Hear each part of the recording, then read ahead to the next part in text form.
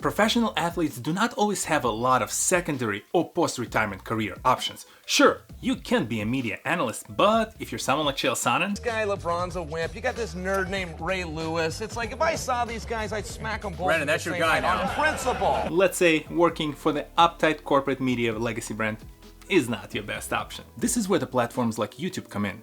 They offer athletes an opportunity to engage with their fan base directly and develop their own stream of income. Well, hold up. TohirT, Chael does not look like your average YouTuber. Well, because he's not. Chael Sonnen! UFC Middleweight Championship is on the line! Chael is a former UFC and mixed martial arts fighter. He's arguably one of the best middleweights and lightweights to ever step into the octagon. Chael has somewhat regular background to many fighters. The proud son of Oregon, he's a former collegiate athlete representing University of Oregon in wrestling. Early on, Chael set his eyes on the UFC octagon, and every athletic endeavor ever since had a single goal in mind: to make his body and his mind ready for when that cage of the octagon closes. He's in front of his opponent and the referee says, "Let's fight!" Chael had an illustrious career in MMA. Win or lose, he always created a show. You knew if the fight included Chael Sonnen, you better pay attention. And sure, Chael stopped short a couple of times from winning a title, but that does not diminish his achievement. Quite the opposite. It perfectly establishes him as a bad guy in UFC. And boy, was he good at playing that role. Vanderlei, you are an immigrant from Brazil. I am a gangster from America. Are you sure you want to play that game with me? Listen, Vanderlei, I will do a home invasion on you. I will cut the power to your house, and the next thing you hear will be me climbing up your stairs in a pair of night vision goggles I bought in the back of Soldier of Fortune magazine. I'll pick the lock to the master room door, take a picture of you in bed with the Nogueira brothers working on your jiu-jitsu. I'll take said photograph, post it at www.dorksfrombrazil.com. Password, not required. Username, not required. That, Vanderlei, is how you threaten somebody, dummy. So what do you do with him post-retirement? Chael rightfully did many different stints with legacy media outlets as an analyst. He adjusted and he did his best to be a good corporate citizen. But it always felt like making the wildest bronco to be a New York City chariot horse.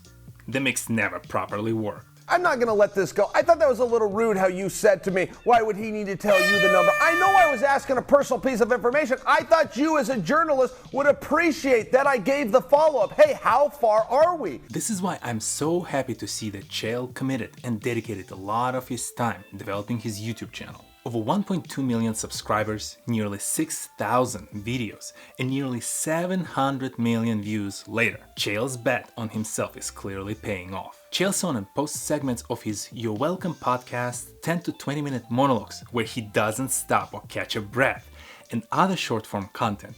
And if you think Chael needed a professional set to deliver his best work, you're wrong. Some of his best work are cell phone videos, recorded while he's on a breezy morning walk, while exercising, running errands, or attending his kids' gymnastics practice. Met gymnastics, so I came to the corner here, made you a piece actually on my trip here. This is why I wanted to make this video. So many creators rely on fancy visuals, complex edits, in the pursuit of the views. And here's a creator who purely relies on his ability to tell a great story, and he's succeeding where most creators fail. I think Chael Sonnen presents the best creator test. Could you sit in front of the camera for 10 minutes, tell a story on your primary topic, and keep the attention of your audience? I bet to many of the creators just the thought of this feels terrifying. And I get it, we all have different genres, and breaking down fights might not require the same amount of visuals as, say, a tech review. But hear me out. If you master the storytelling to the point where this shot, a single camera, and you talking to the camera is enough to hold the attention of the audience, any visual, fancy edit, or sound effect will just be an icing on top of that cake. These days, with the creators coming from all sorts of fields, your high schools, your middle schools, your colleges, professionals turning into the creators, professional athletes turning creators, we all get lost in that pursuit of the top dogs in our genre. Those people who have the fanciest edits, the best equipment, the best sets, the most celebrity guests.